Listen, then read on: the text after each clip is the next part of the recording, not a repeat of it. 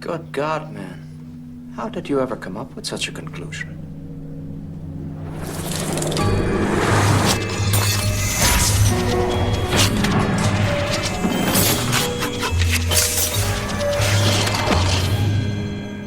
Sometimes these things just come to me. Have you not heard of the ciphers of Vern's Count Matthias Sandorf? However, if I'm not mistaken, I believe the stork has paid me a visit, of sorts.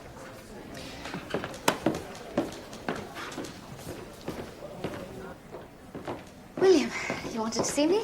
Oh, my. I really must insist that you do something about whatever's died in your walls. Nothing has died. Ah, careful, sir. They're known to bite. Ah, what? Just cut off access to your sensitive bits. I am. Ah, ow. Oh.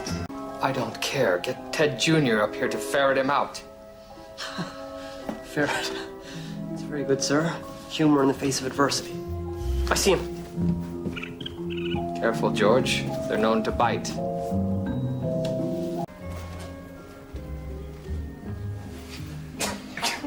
You'll be fine.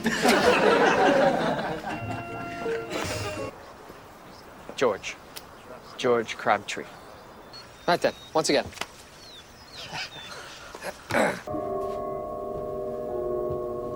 Lead us not into temptation, George. Yes, sir.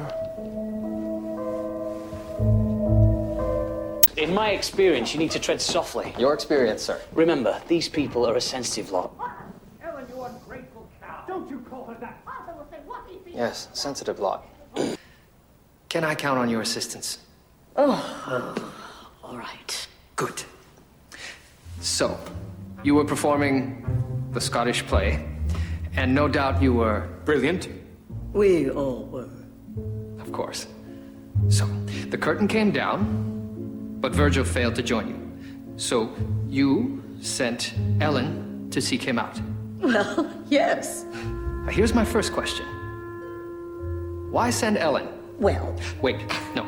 Ellen, I believe you said that woman can do nothing for herself. Right. So, fearing for Virgil's life, you decided not to seek the help of any stagehands or Arthur, but rather chance finding a constable on foot patrol. Yes. Somewhat out of character for you, but all right, we'll go with that. You found a constable. Morrison! Sir. Ah, you all remember him. Now, Constable Morrison is not an actor, but I'm sure if he just lets himself be natural, he'll be of great help to us. Constable Morrison, what did you do? How fascinating. Would you mind if I observe? Perhaps we should continue this another time. Nonsense, Murdoch. I believe you're in the middle of making a point.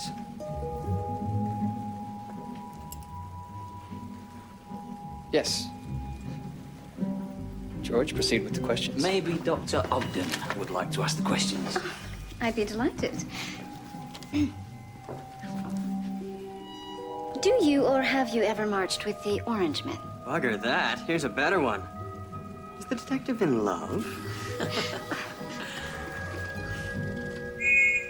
Fun and games are over, lads. George. All right, sir. Let's go. George! I don't think anybody noticed that, sir. Just you and her and the liquid.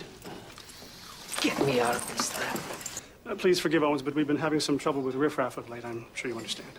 Of course. I can see how I might easily be mistaken for a rabble. And you? Have you worked with Julia long? It'll be 2 years come March 12th. How odd do you remember the date?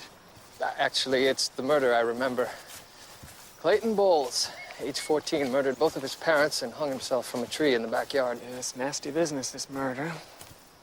To be a doctor is one thing, but a pathologist. I do wish our Julie would leave this business to the men. That would be a shame. Dr. Ogden is like no other. At her job. Quickly, please. Don't tell me those cycling legs of yours can't hold up. I'm simply anxious to learn our killer's height. Otherwise, I could maintain this position for hours.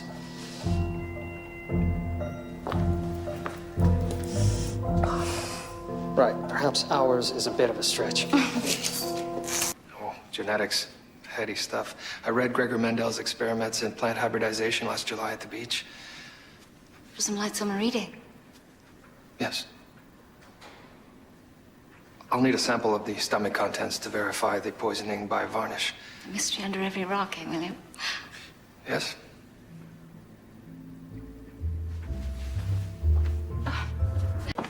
Mr. Doyle, what a lovely surprise. Dr. Ogden, enchanting as always. I wonder if I might speak with you. Speak with me. Yes, I'm conducting research on my new book, partially inspired by Detective Murdoch. A most intriguing idea. Yes, I'd like to discuss some details surrounding a post-mortem, and perhaps you might also enlighten me on some of our good detectives' personal habits. Certainly. When would be convenient? Now is as good a time as any. Unfortunately, Mr. Doyle is unavailable at the moment. He'll be observing my interview with Harcourt Grimesby. I will. Splendid. Well, perhaps later. Are you fond of French cuisine? There are no French restaurants in Toronto. Perhaps something else then. I would love to. I'd be more than happy to answer any questions you might have. Yes, well, the entertainment industry isn't exactly known for its originality now, is it? Precisely my sentiments. What is it, Mr. Doyle? Brilliant strategy. Threatening to take away the puppet.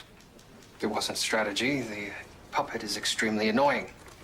Ah, well, then, yes, straight back at it then, I suppose. Oh. And as a boy, I too had an alter ego, a stuffed bear toy. What was his name? Bear. Straightforward. A poet. Excellent. What's my motto, Murdoch? You have several, sir. All gems. Them. All right.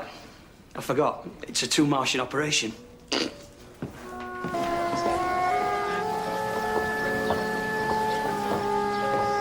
I can't make out what they're saying. I don't think it's English, sir. Perhaps it's Martian. Oh, my head. Well, perhaps if you weren't such a drinker. Yes, of course, ma'am. You must tell me all about Prague. Well, I had a journal when I was there. Oh, I'd very much like to read it. William, really? Yes, really. Well, perhaps some excerpts?